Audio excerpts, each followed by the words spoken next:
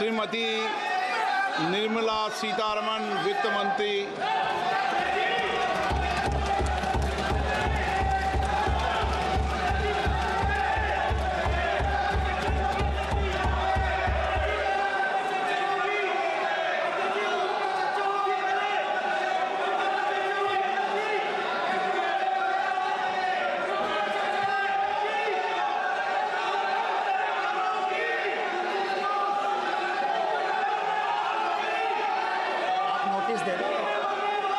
सदस्यगण, budget के बाद राज्यपाल अभिभाषण में आपको पर्याप्त दूंगा।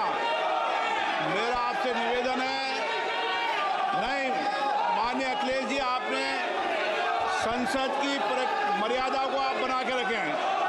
कभी बजट भाषण के अंदर इस तरीके का नहीं हुआ, ये उचित नहीं है, ये उचित नहीं है। अखिलेश जी प्लीज, मैं आपको मौका दूंगा राज्यपाल अभिभाषण पे, प्लीज। नो, ये तरीका ठीक नहीं है। No,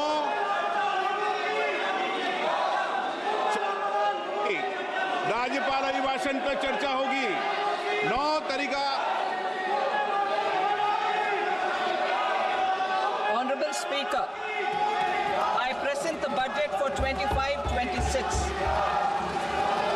This budget continues our government's efforts to A. Accelerate growth, B. Secure inclusive development, C. Invigorate private sector investments, D. Uplift household sentiments, and E. Enhance spending power of India's rising middle class. Together, we embark on a journey to unlock our nation's tremendous potential for greater prosperity and global positioning under the leadership of Honorable Prime Minister Shri Narendra Modi. As we complete the first quarter of the 21st century, continuing geopolitical headwinds suggest lower global economic growth over the medium term. However, our aspiration for a Vikasit Bharat inspires us, and the transformative work we have done during our government's first 2 terms guides us to march forward resolutely. Our economy is the fastest growing among all major economies. Our development track record for the past 10 years and structural reforms have drawn global attention. Confidence in India's capability and potential has only grown in this period. We see the next 5 years as a unique opportunity to realize Sabka Vikas, stimulating balanced growth of all regions. The great Telugu poet and playwright Gurujada Apparao had said, "Deshamante matti kadoy, deshamante manushuloy," meaning a country is not just its soil, a country is its people. In line with this, for us, Vikasit Bharat encompasses zero poverty, 100% quality good school education, access to high quality, affordable and comprehensive health care, 100% skilled labor with meaningful employment, 70% women in economic activities, and farmers making our country the food basket of the world. In this budget, the proposed development measures span 10 broad areas, focusing on Garib, youth, Annadata, and Nari, spurring agricultural growth and productivity, building rural prosperity and resilience, taking everyone together on an inclusive growth path, boosting manufacturing and furthering Make in India, supporting MSMEs, enabling employment-led development, investing in people, economy, and innovation, securing energy supplies, promoting exports, and nurturing innovation. For this journey of development, our 4 powerful engines are agriculture, MSME, investments, and exports. The fuel our reforms, our guiding spirit, inclusivity, and the destination Vikasit Bharat. This budget aims to initiate transformative reforms across 6 domains. During the first 5 years, these will augment our growth potential and global competitiveness. The domains are taxation, power sector, urban development, mining, financial sector, and regulatory reforms. Agriculture as the first engine. Now I move to specific proposals, beginning with agriculture as the first engine.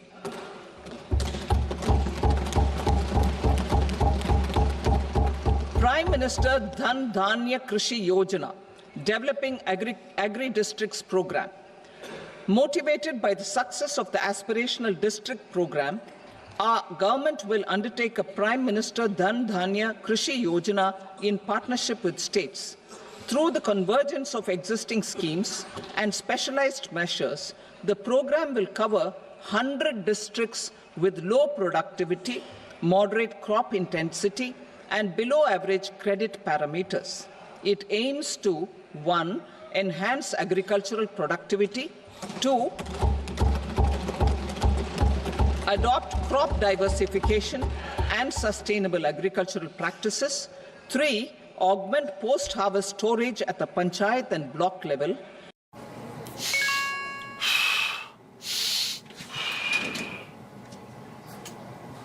Message आया है कि ये app download करके invest कर लो, रातों रात share के भाव डबल हो जाएंगे।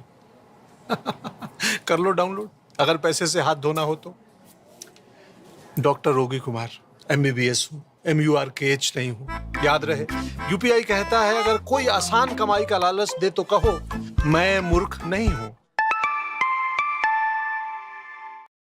Will address underemployment in agriculture through skilling, investment, technology, and invigorating the rural economy.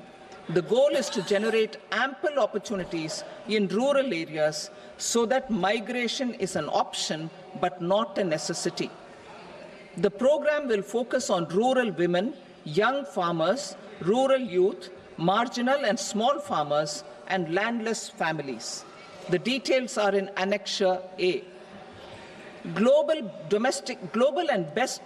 Domestic best practices will be incorporated, and appropriate technical and financial assistance will be sought from multilateral development banks. In Phase 1, 100 developing agri-districts will be covered. Atmanirbharta in pulses. Our government is implementing the National Mission for Edible Oil Seed for achieving Atmanirbharta in edible oils. Our farmers have the capability to grow enough for our needs and more. 10 years ago, we made concerted efforts and succeeded in achieving near self-sufficiency in pulses. Farmers responded to the need by increasing the cultivated area by 50%, and government arranged for procurement and remunerative prices. Since then, with rising incomes and better affordability, our consumption of pulses has increased significantly.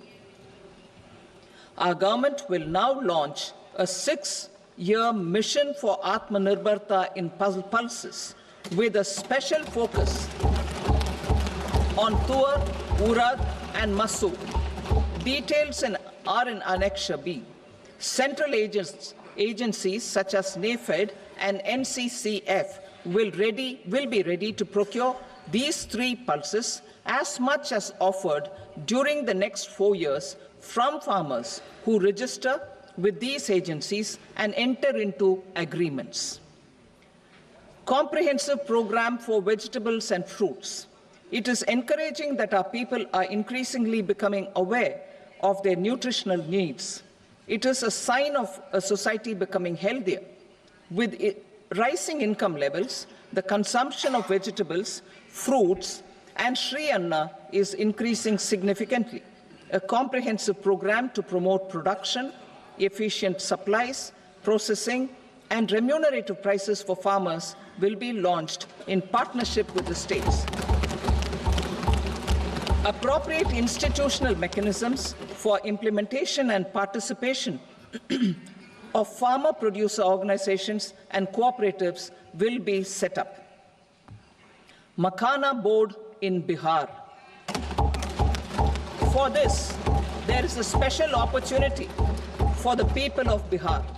A Makhana board will be established in the state to improve production, processing, value addition, and marketing of Makhana. The people engaged in these activities will be organized into FPOs. The board will provide hand-holding and training support to Makhana farmers and will also work to ensure they receive the benefits of all relevant government schemes. A national mission on high-yielding seeds will be launched, aimed at 1. Strengthening research ecosystem, 2. Targeted development and propagation of seeds with high yield, pest resistance, and climate resilience, and 3. Commercial availability of more than 100 seed varieties released since July 2024. India ranks second largest globally in fish production and aquaculture. Seafood exports are valued at 60,000 crore rupees. To unlock the untapped potential of the marine sector, our government will bring in an enabling framework for sustainable harnessing of fisheries from Indian exclusive economic zone and high seas, with a special focus on the Andaman and Nicobar and Lakshadweep Islands. For the benefit of lakhs of cotton growing farmers, I am pleased to announce a mission for cotton productivity.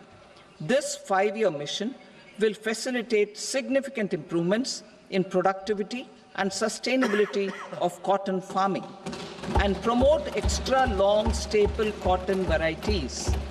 The best of science and technology support will be provided to farmers. Aligned with our integrated 5F vision for the textile sector, this will help in increasing incomes of the farmers and ensure a steady supply of quality cotton for rejuvenating India's traditional textile sector. Kisan credit cards facilitate short-term loans for 7.7 crore farmers, fishermen, and dairy farmers. The loan limit under modified interest subvention scheme will be enhanced from 3 lakh rupees to 5 lakh rupees for loans taken through the KCC.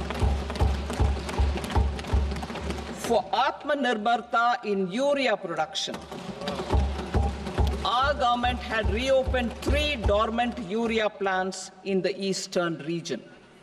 To further augment urea supply, a plant with annual capacity of 12.7 lakh metric tons will be set up at Namrup in Assam.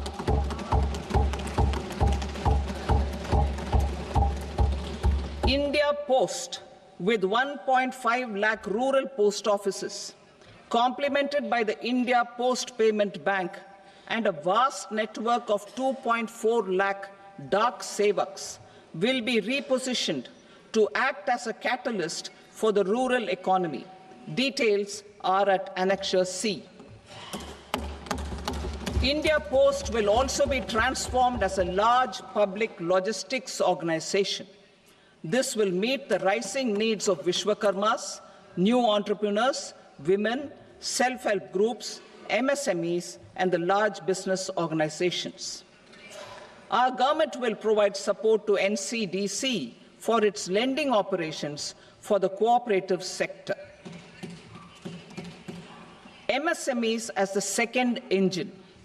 Now I move to MSMEs as the second engine, which encompasses manufacturing and services with a focus on MSMEs numbering 5.7 crores. Currently, over 1 crore registered MSMEs, employing 7.5 crore people, and generating 36% of our manufacturing, have come together to position India as a global manufacturing hub.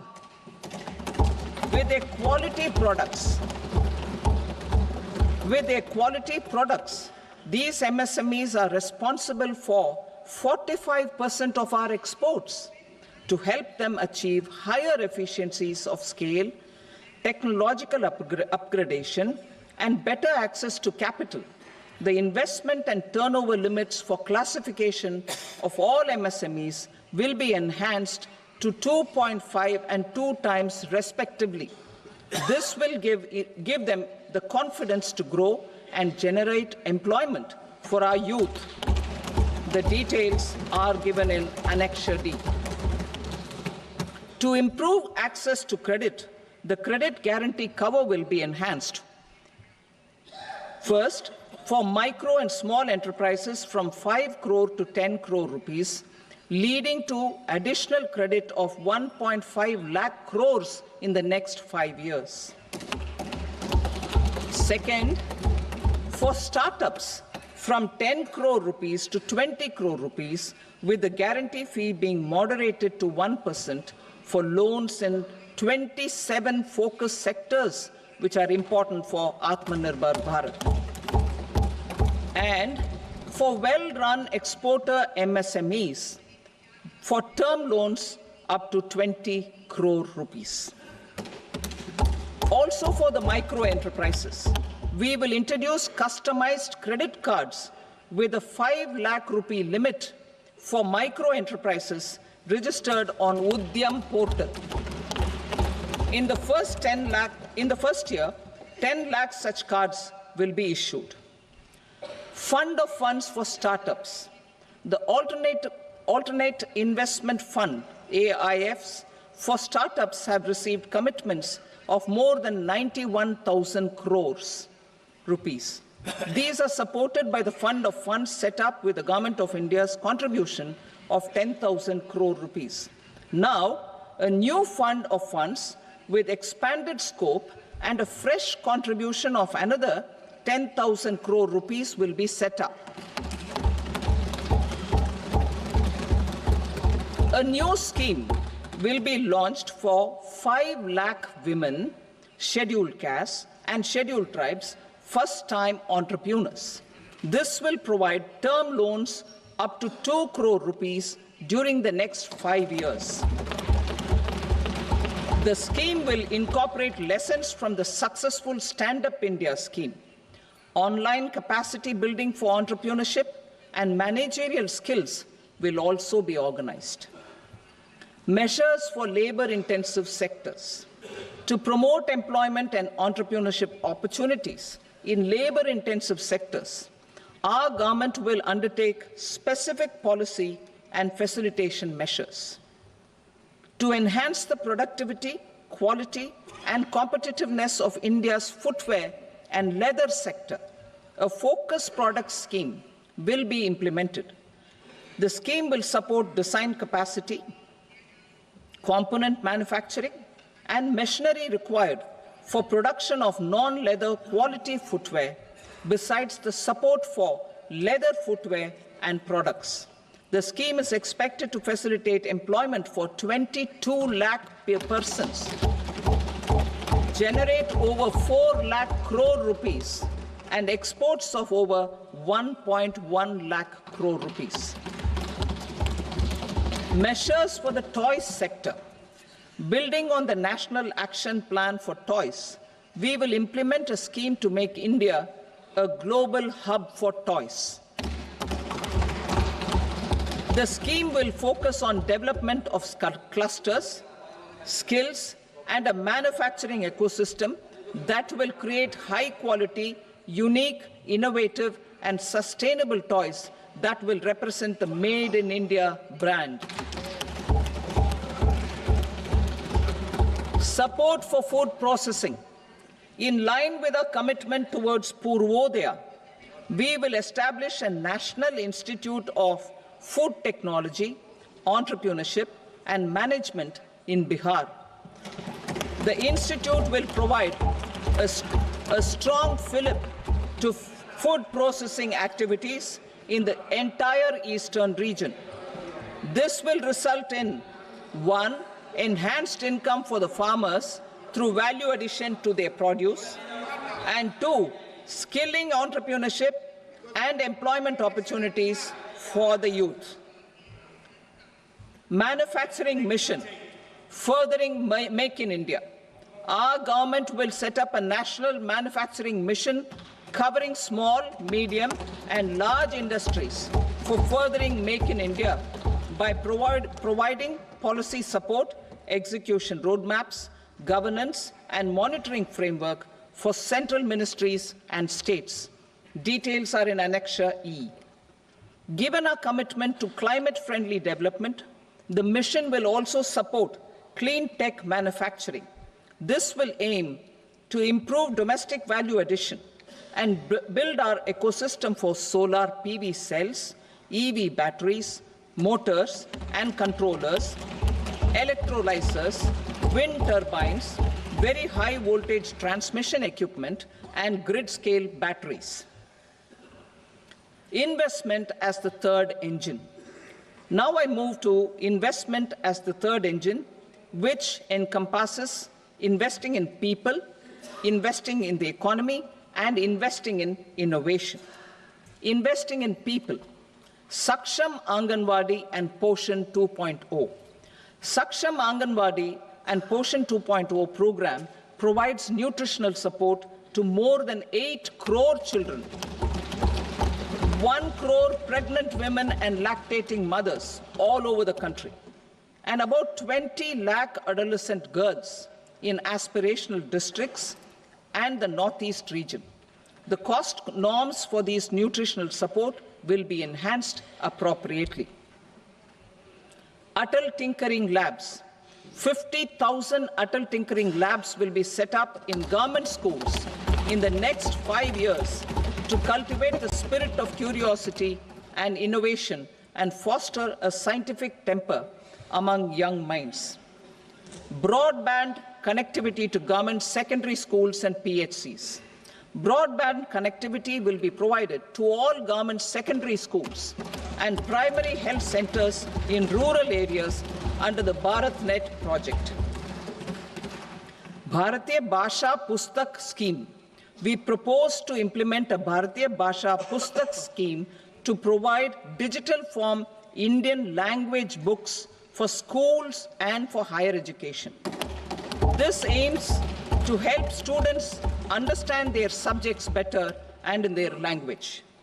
National Centers of Excellence for Skilling.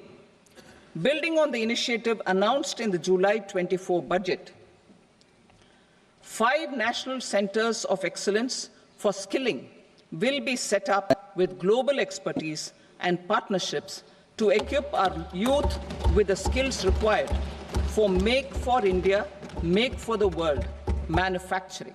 The partnership will cover curriculum design, training of trainers, and a skills certification framework and periodic reviews. Expansion of capacity in IITs. Total number of students in 23 IITs has increased 100% from 65,000 to 1.35 lakh in the past 10 years.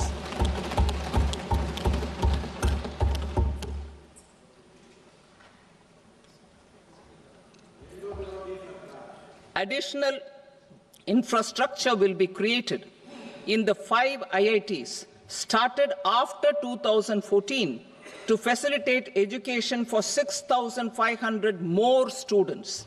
Hostel and other infrastructure capacity at IIT Patna will also be expanded.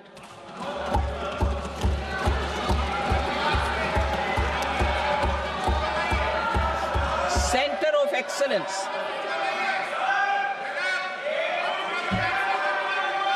Center of Excellence in AI for Education. I had announced 3 centers of excellence in artificial intelligence for agriculture, health, and sustainable cities in 2023.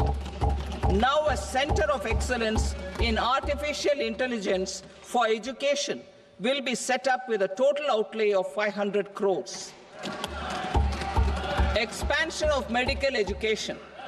Our government has added almost 1.1 lakh undergraduate and postgraduate medical education seats in 10 years, an increase of 130%. In the next year, 10,000 additional seats will be added in medical colleges and hospitals towards the goal of adding 75,000 seats in the next 5 years.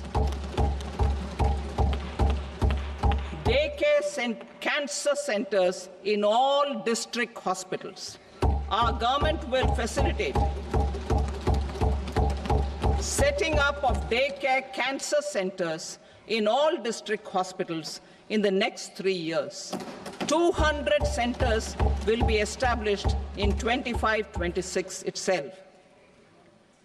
Strengthening urban livelihoods. Our government has been giving priority to assisting urban poor and vulnerable groups. A scheme for socio-economic upliftment of urban workers will be implemented to help them improve their incomes, have sustainable livelihoods, and a better quality of life. PM Swanidhi scheme has benefited more than 68 lakh street vendors, giving them respite from high-interest informal sector loans. Building on this success, the scheme will be revamped with enhanced loans from banks, UPI-linked credit cards with 30,000 rupees limit, and capacity building support. Social Security Scheme for welfare of online platform workers. Gig workers of online platforms provide great dynamism to the new age services economy. Recognizing their contribution, our government will arrange for their identity cards and registration on the e-Shram portal.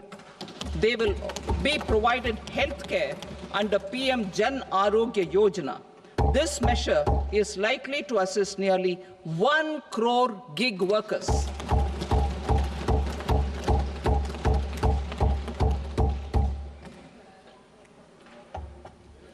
Investing in the economy. Public-private partnership in infrastructure.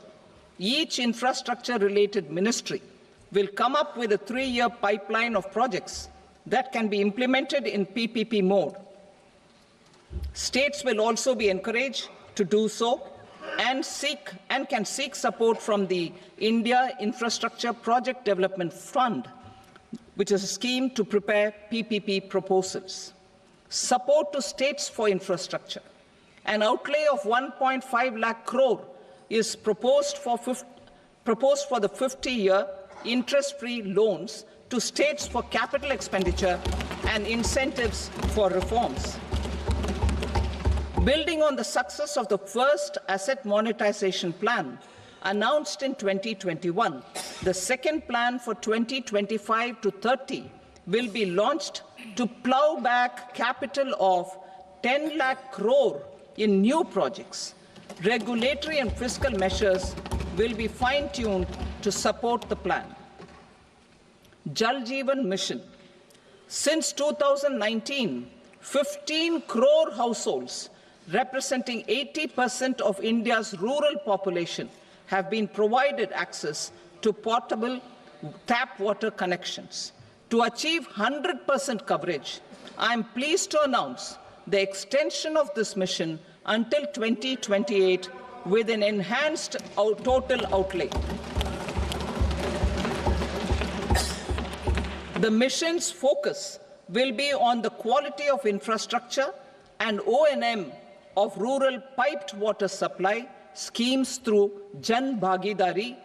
A separate MOU or separate MOUs will be signed with the states and union territories to ensure sustainability and citizen-centric water services delivery. Urban sector reforms. Building on the July budget proposals, urban sector reforms related to governance, municipal services, urban land and planning will be incentivized. Urban Challenge Fund.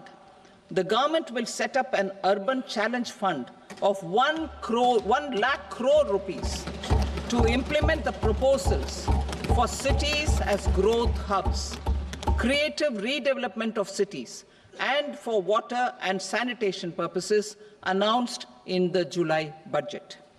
This fund will finance up to 25% of the cost of bankable projects, with a stipulation that at least 50% of the cost is funded from bonds, bank loans, and PPPs.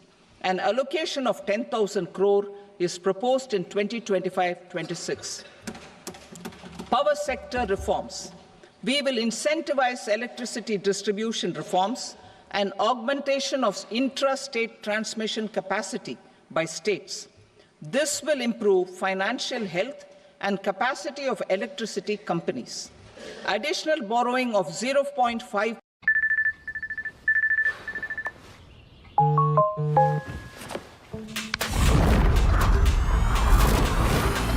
Wake up, rested, work out, killing it.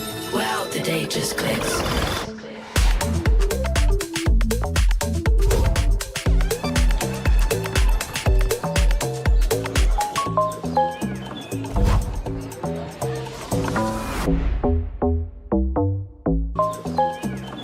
Towards this goal, amendments to the Atomic Energy Act and the Civil Liability for Nuclear Damage Act will be taken up.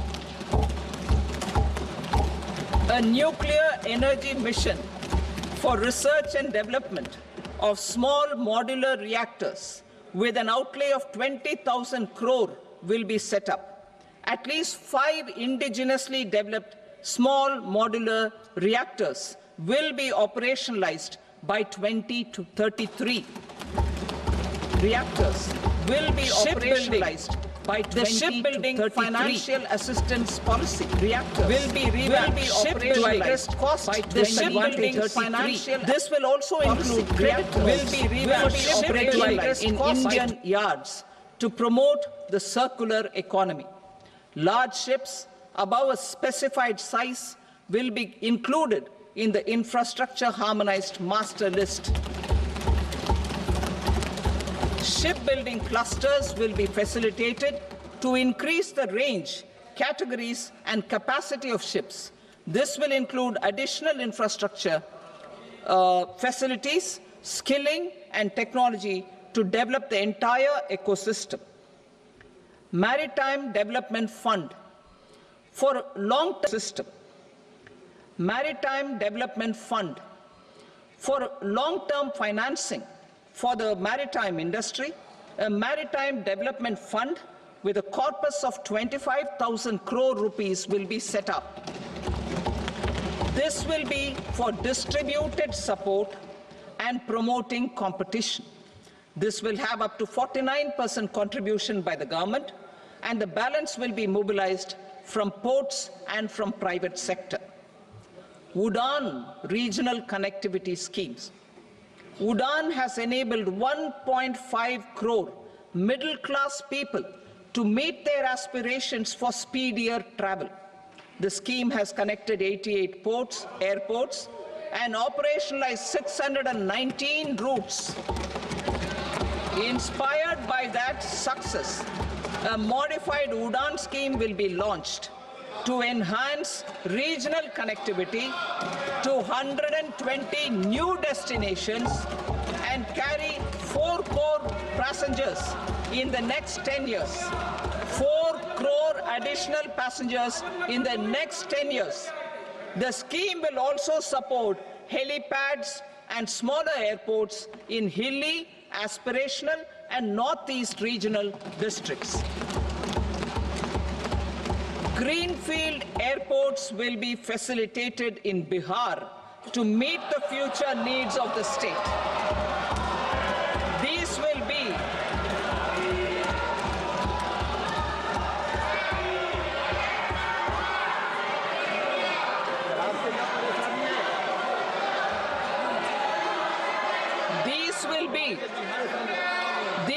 be in addition to the expansion of the capacity of Patna Airport and a brownfield airport in Beta. Western Kosi Canal project in Mithilanchal. Financial support will be provided for the Western Kosi Canal ERM project, benefiting a large number of farmers, cultivating over 50,000 hectares of land in the Mithilanchal region of Bihar. Mining sector reforms, including those for minor minerals, will be encouraged through sharing of best practices and institutions of a state mining index. A policy for recovery of critical minerals from tailings will be brought out. Under the special window for affordable and mid-income housing, SWAMI, 50,000 dwelling units in stressed housing projects have been completed and keys handed over to home buyers. Another 40,000 units will be completed in 2025, further helping middle-class families who are paying EMIs on loans taken for apartments while also paying rent for their current dwellings. Building on this success, SWAMI Fund 2 will be established as a blended finance facility with contribution from the government, banks, and private investors. This fund of 15,000 crore rupees will aim for expeditious completion of another 1 lakh units. PM Gati Shakti data for private sector. For furthering PPPs and assisting the private sector in project planning, access to relevant data and maps from the PM Gati Shakti portal will be provided. Tourism for employment-led growth. Top 50 tourist destination sites in the country will be developed in partnership with states through a challenge mode. Land for building key infrastructure will have to be provided by the states. Hotels in these destinations will be included in the infrastructure harmonized list. The following measures will be taken for facilitating employment-led growth. Organizing intensive skill development programs for our youth, including in institutes of hospitality management. Providing mudra loans for homestays. Improving ease of travel and connectivity to tourist destinations. Providing performance-linked incentives to states for effective destination management, including tourist amenities, cleanliness, and marketing efforts, and introducing streamlined e-visa facilities along with visa fee waivers for certain tourist groups. Continuing with the emphasis on places of spiritual and religious significance in the July budget, there will be a special focus on destinations related to the life and times of Lord Buddha. Medical tourism and heal in India. Medical tourism and heal in India will be promoted in partnership with the private sector, along with capacity building and easier visa norms. Investing in innovation. To implement private sector-driven research, development, and innovation initiatives announced in the July budget, I am now allocating 20,000 crore rupees for this purpose. A deep tech fund of funds will also be explored to catalyze the next generation startups as a part of this initiative. In the next 5 years, under the PM Research Fellowship Scheme, we will provide 10,000 fellowships for technological research in IITs and IISc with enhanced financial support. The second gene bank with 10 lakh germplasm lines will be set up for future food and nutritional security. This will provide conservation support to both public and private sectors for genetic resources. We will start a national geospatial mission to develop foundational geospatial infrastructure and data using PM Gati Shakti This mission will facilitate modernization of land records, urban planning, and design of infrastructure projects. A Gyan Bharatam mission for survey, documentation, and conservation of our manuscript heritage with academic institutions, museums, libraries, and private collectors will be undertaken to cover more than 1 crore manuscripts. We will set up a national digital repository of Indian knowledge systems for knowledge sharing. Now I move to exports as the fourth engine. We will set up an export promotion mission with sectoral and ministerial targets driven jointly by the Ministries of Commerce, MSME, and Finance.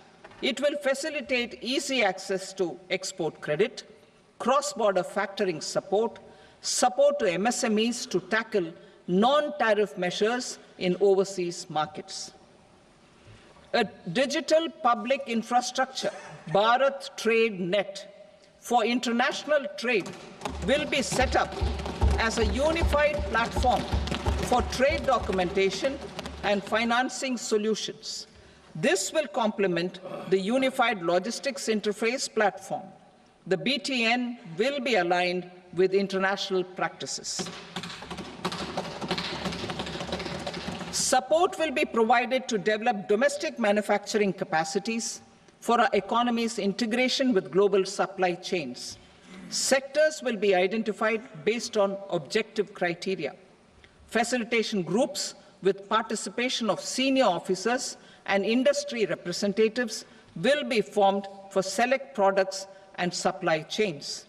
Through this, there are huge opportunities related to Industry 4.0, which needs high skills and talent. Our youth have both. Our government will support the domestic electronic equipment industry to leverage this opportunity for the benefit of our youth. A national framework will be formulated as guidance to states for promoting global capability centers in emerging Tier 2 cities. This will suggest measures for enhancing availability of talent and infrastructure, building bylaw reforms, and mechanisms for collaboration with industry. Our government will facilitate upgradation of infrastructure and warehousing for air cargo, including high-value perishable horticultural produce. Cargo screening and customs protocol will be streamlined and made user-friendly. Reforms as the fuel. Over the past 10 years, our government has implemented several reforms for convenience of taxpayers, such as faceless assessment, 2, taxpayer charter, 3, faster returns, 4, almost 99% returns being on self-assessment, and 5, Vivad Se Vishwas scheme.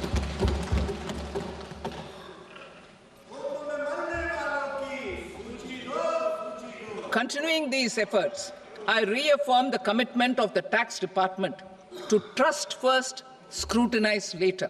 I also propose to introduce the new income tax bill next week. I will detail the indirect tax reforms and changes in direct taxes in Part B. Financial sector reforms. The FDI limit for the insurance sector will be raised from 74 to 100%. This enhanced limit will be available for those companies which invest the entire premium in India. The current guardrails and conditionalities associated with foreign investment will be reviewed and simplified. The services of India Post Payment Bank will be deepened and expanded in rural areas. NABFID will set up a partial credit enhancement facility for corporate bonds for infrastructure. Public sector banks will develop Grameen credit score framework to serve the credit needs of SHG members and people in rural areas. A forum for regulatory coordination and development of pension products will be set up. To implement the earlier announcement on simplifying the KYC processes, the revamped Central KYC Registry will be rolled out in 2025. We will also implement a streamlined system for periodic updating. Requirements and procedures for speedy approval of company mergers will be rationalized. The scope for fast-track mergers will also be widened and the process made simpler. As proposed in the interim budget, we signed bilateral investment treaties with 2 countries in 2024 to encourage sustained foreign investment, and in the spirit of First Develop India, the current model BIT will be revamped and made more investor-friendly. In the last 10 years, in several aspects, including financial and non-financial, our government has demonstrated a steadfast commitment to ease of doing business. We are determined to ensure that our regulations must keep up with technological innovations and global policy developments. A light-touch regulatory framework based on principles and trust will unleash productivity and employment. Through this framework, we will update regulations that were made under old laws. To develop this modern, flexible, people-friendly, and trust-based regulatory framework appropriate for the 21st century, I propose 4 specific measures. A high-level committee for regulatory reforms will be set up for a review of all non-financial sector regulations, certifications, licenses, and permissions. The committee will be expected to make recommendations within a year. The objective is to strengthen trust-based economic governance and take transformational measures to enhance ease of doing business, especially in matters of inspection and compliances. States will be encouraged to join in this endeavor. An investment friendliness index of states will be launched in 2025 to further the spirit of competitive, cooperative federalism.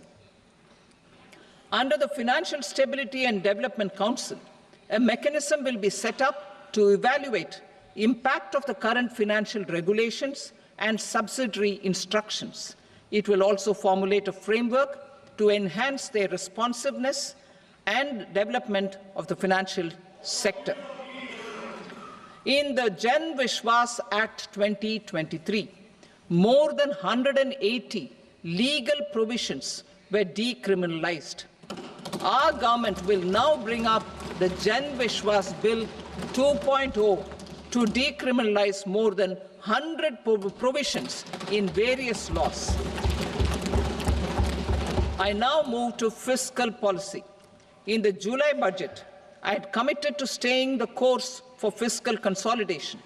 Our endeavor will be to keep the fiscal deficit each year such that central government debt remains on a declining path as a percentage of the GDP. The roadmap for the next 6 years has been detailed in the FRBM statement.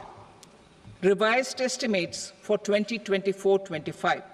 The revised estimate of the total receipts other than borrowings is 31.47 lakh crore rupees, of which the net tax receipts are 25.57 lakh crore rupees.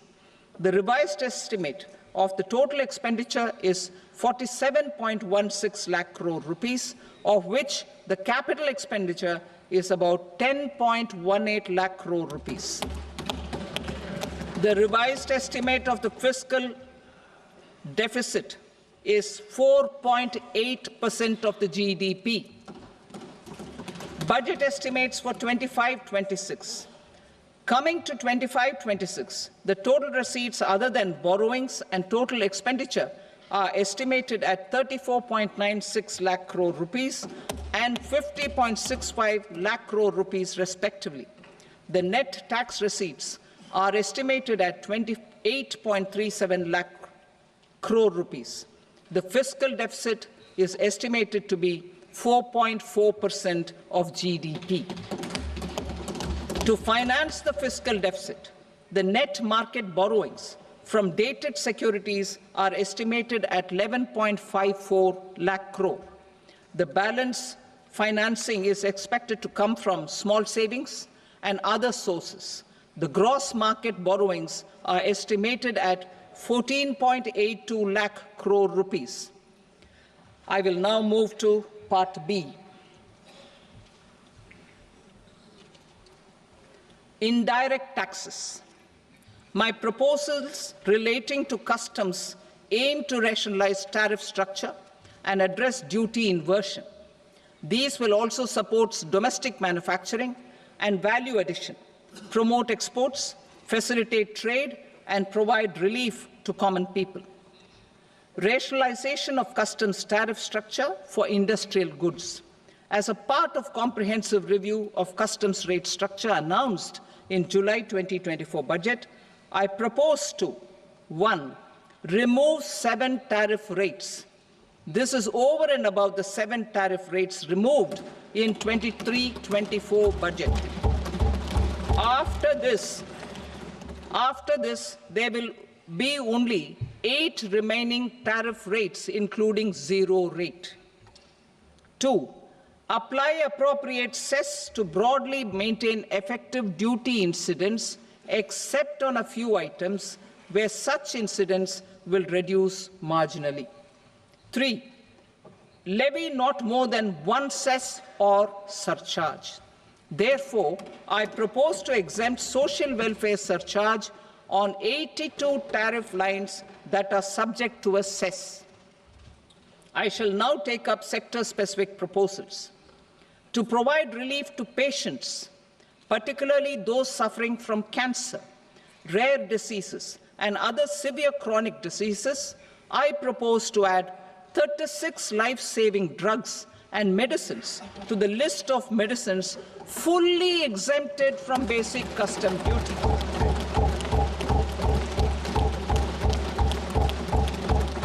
I also propose to add 6 life-saving medicines to the list attracting concessional custom duty of 5%.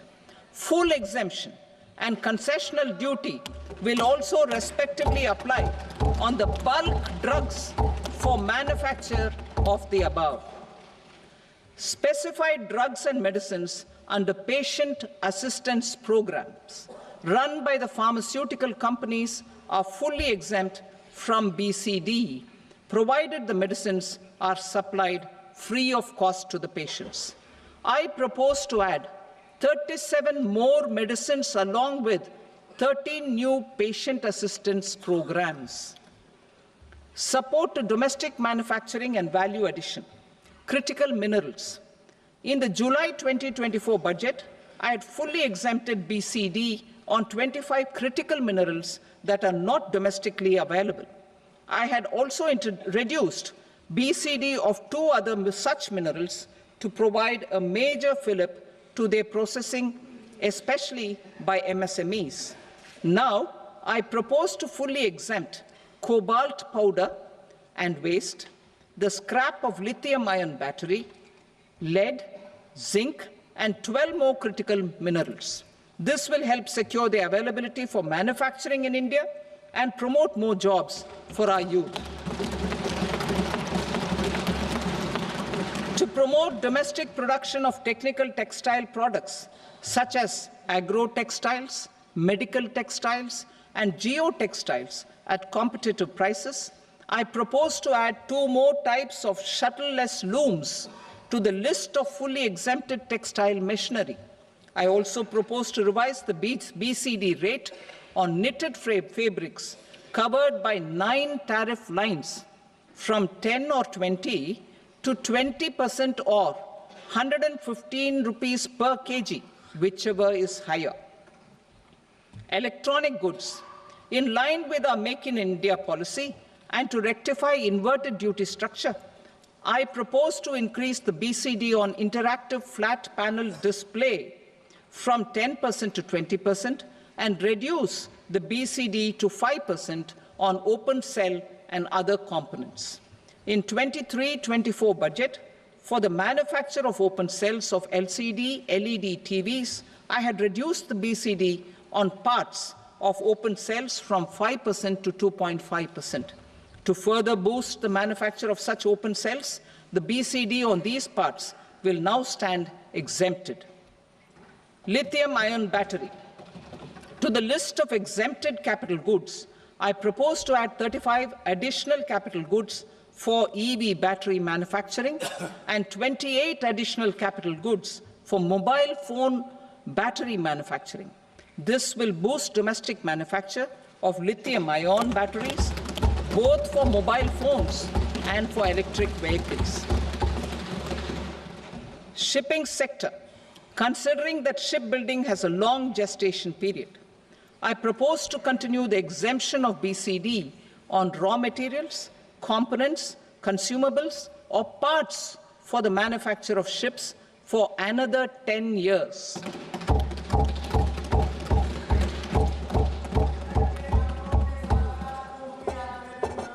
I also propose the same dispensation for shipbreaking to make it more competitive.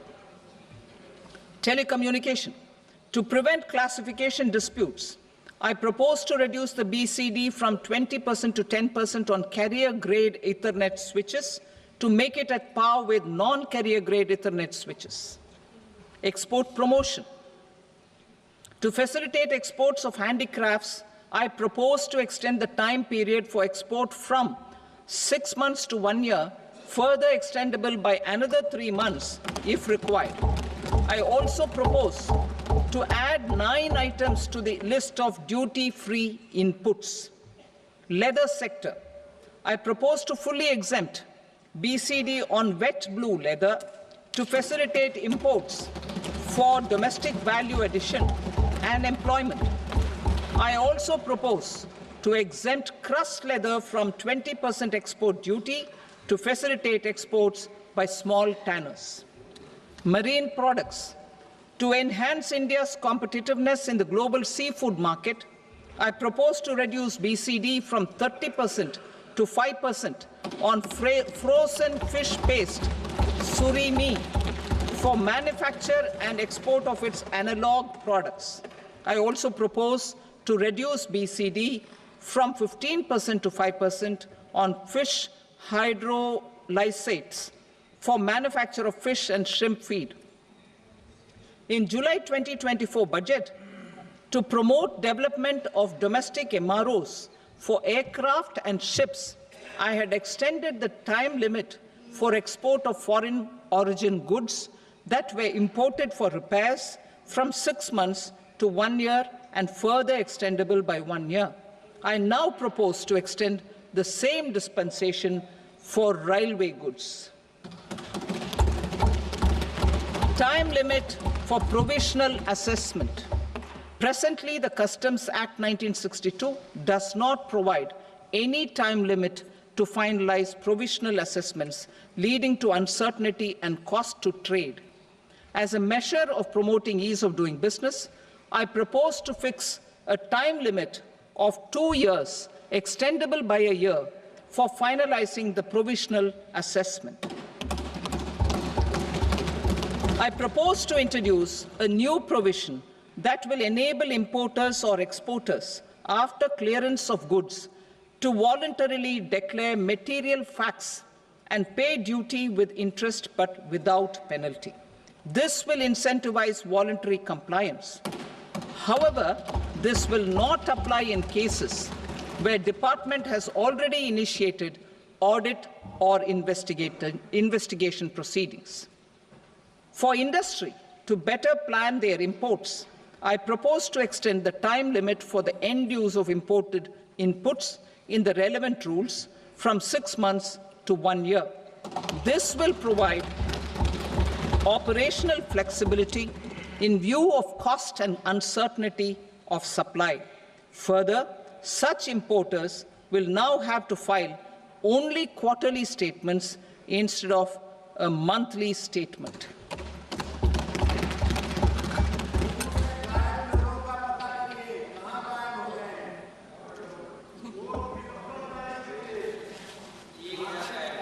I now come to my direct tax proposals.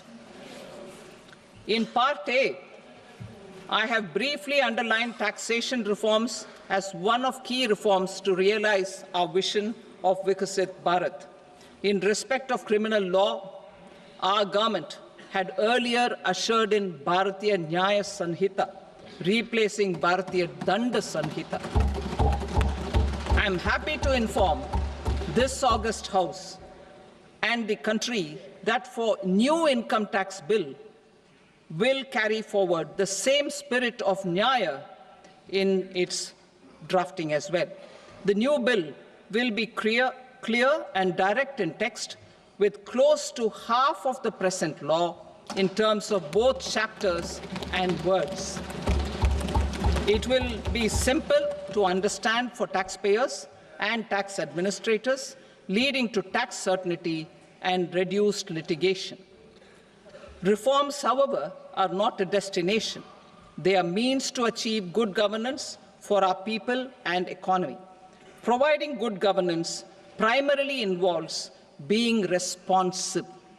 The Tirukural captures this in verse 542, which reads, "Vaanokki vaazhum ulagallam, mannavan kol nokki vaazhum kudi," meaning, just as the living beings live expecting rains, citizens live expecting good governance. Our government is committed to keeping an ear to the ground and a finger on the pulse and responding while balancing our national building efforts.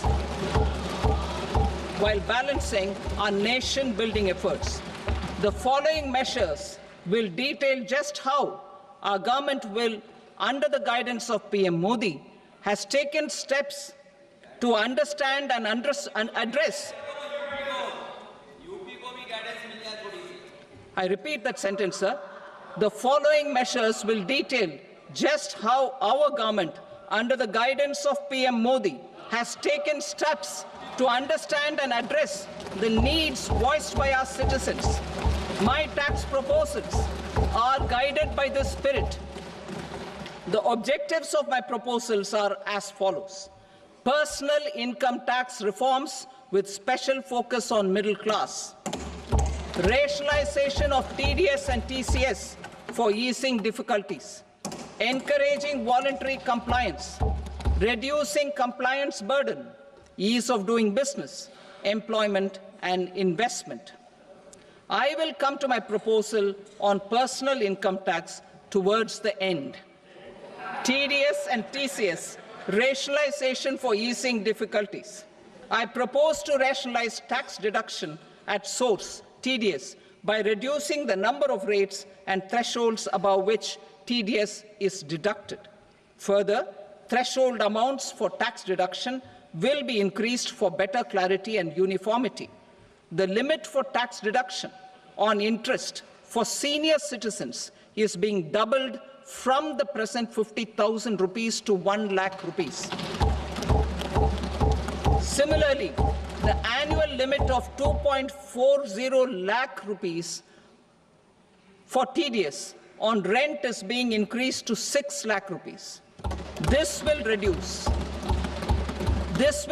the number of transactions liable to TDS, thus benefiting small taxpayers receiving small payments. The threshold to collect tax at source, the TCS, on remittances under RBI's liberalized remittance scheme, the LRS, is proposed to be increased from 7 lakh to 10 lakhs. I also propose to remove TCS on remittances for education purposes, where such remittances is out of a loan taken from a specified financial institution. Both TDS and TCS are being applied on any transaction related to sale of goods.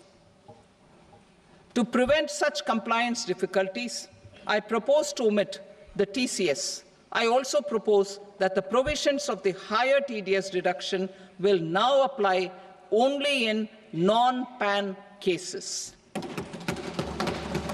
In July 2024, the delay for payment of TDS up to the due date of filing statement was decriminalized. I propose to provide the same relaxation to TCS provisions as well. The government under the leadership of Prime Minister Modi believes in Sabka Saath, Sabka Vikas, Sabka Vishwas and Sabka Prayas. In line with this, we brought in updated return facility in 2022 for voluntary compliance by taxpayers who had omitted to report their correct income. Our trust in taxpayers was proved right. Nearly 90 lakh taxpayers voluntarily updated their incomes by paying additional tax. Taking this trust further, I now propose to extend the time limit to file updated returns for any assessment year from the current limit of 2 years to 4 years. I propose to reduce the compliance burden for small charitable trusts and institutions by increasing their period of registration from 5 years to 10 years. It is also proposed that disproportionate consequences do not arise for minor defaults, such as incomplete applications filed by charitable entities. Presently, taxpayers can claim the annual value of self-occupied properties as nil only on the fulfillment of certain conditions. Considering the difficulties faced by taxpayers, it is proposed to allow the benefit of 2 such self-occupied properties without any condition.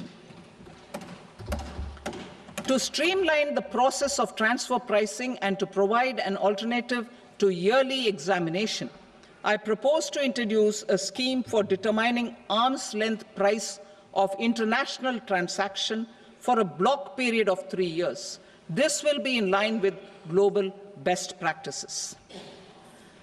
With a view to reduce litigation and provide certainty in international taxation, the scope of safe harbor rules is being expanded. A number of senior and very senior citizens have very old national savings schemes accounts. As interest is no longer payable on such accounts, I propose to exempt withdrawals made from NSS by individuals on or after 29th August 2024. I am also proposing to allow similar treatment to NPS Vatsalya accounts as is available to normal NPS accounts subject to overall limits. In my speech in July 2024, I had promised that all processes, including giving effect to appellate orders, shall be digitalized and made paperless over the next 2 years. So I'm happy to announce that digitalization is being made operational now. In July 2024, we brought in the Vivad Se Vishwas scheme to resolve income tax disputes pending in appeal. The scheme has received a great response, with nearly 33,000 taxpayers having availed of the scheme to settle their disputes. I have a few proposals to promote investment and employment. It is proposed to provide a presumptive taxation regime for non-residents who provide services to a resident company that is establishing or operating an electronics manufacturing facility. I further propose to introduce a safe harbor for tax certainty for non-residents who store components for supply to specified electronics manufacturing units.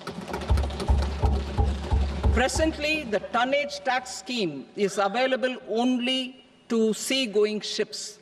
The benefits of existing tonnage tax scheme are proposed to be extended to inland vessels registered under the Indian Vessels Act 2021 to promote inland water transport in the country. Extension for incorporation of startups. We continue to support the Indian startup ecosystem. I propose to extend the period of incorporation by 5 years to allow the benefit available to startups which are incorporated before 1/4/2030. In order to attract and promote additional activities in the IFSC, I am inter alia proposing specific benefits to ship leasing units, insurance offices, and treasury centers of global companies which are set up in IFSC. Further, to claim benefits, the cut-off date for commencement in IFSC has also been extended by 5 years to 31/3/2030. Category 1 and Category 2 AIFs are undertaking investments in infrastructure and other such sectors. I propose to provide certainty of taxation to these entities on the gains from securities, to promote funding from sovereign wealth funds and pension funds to the infrastructure sector. I propose to extend the date of making an investment by 5 more years up to 31st March 2030.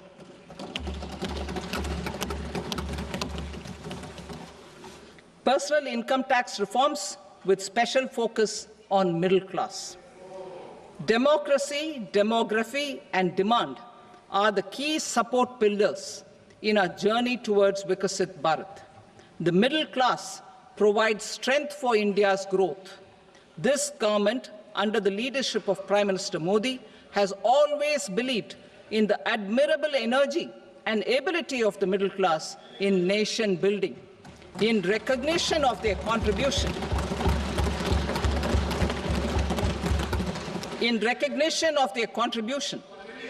we have periodically reduced their tax burden.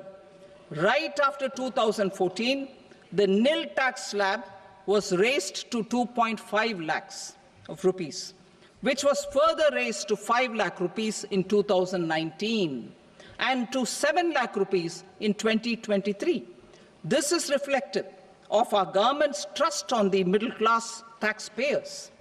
I am now happy to announce that there will be no income tax payable up to income of 12 lakh rupees.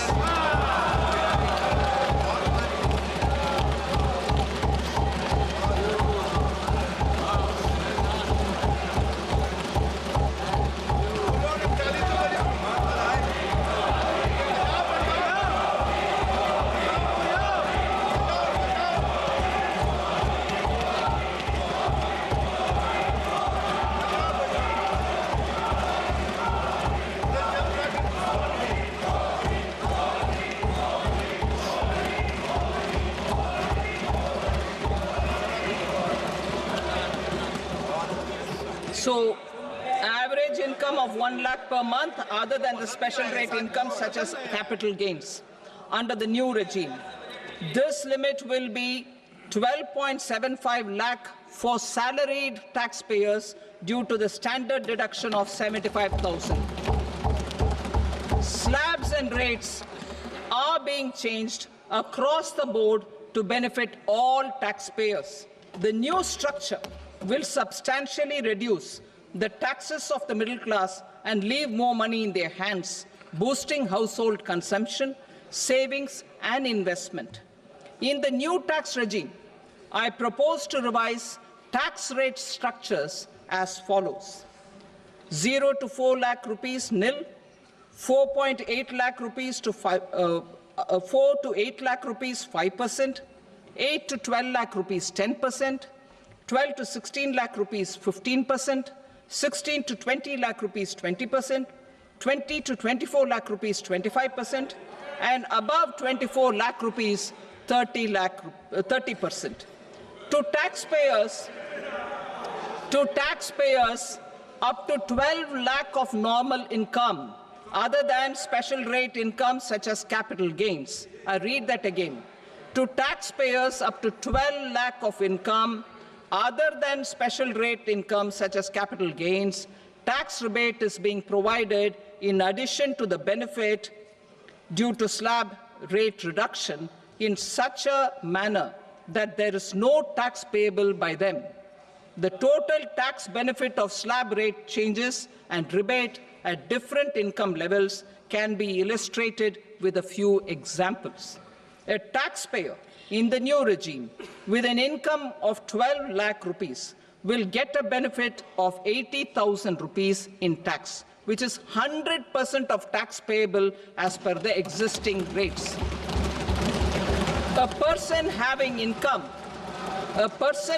income of 18 lakh rupees will get a benefit of 70,000 rupees in tax, that is 30% of tax payable as per existing rates. A person with an income of 25 lakh gets a benefit of 1,10,000 rupees, that is 25% of his tax payable as per existing rates. Details of my tax proposals are given in the annexure. As a result of these proposals, Honorable Speaker, sir, revenue of about 1 lakh crore in direct taxes and 2,600 crores in indirect taxes will be foregone. Mr. Speaker, sir, with this, I commend the budget to this august House.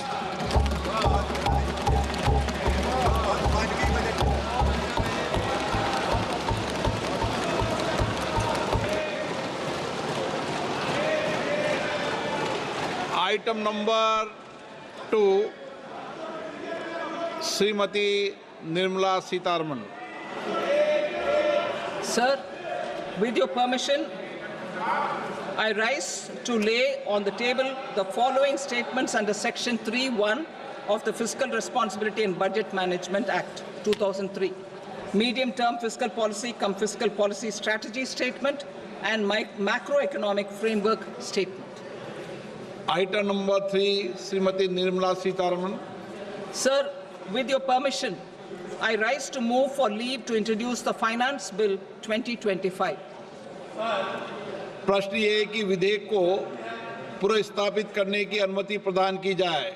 जो सदस्य इसके पक्ष में हाँ कहें, जो सदस्य विरोध में ना कहें। मेरे विचार में निर्णय हाँ वालों के पक्ष में हुआ, हाँ वालों के पक्ष में अनुमति प्रदान की जाती है। माननीय मंत्री जी, अब विधेयक को पुनर्स्थापित करें। Sir, I introduce the bill. Thank you. सभा की कार्रवाई सोमवार दिनांक 3 फरवरी 2025 को प्राप्त 11 बजे तक के लिए स्थगित की जाती है।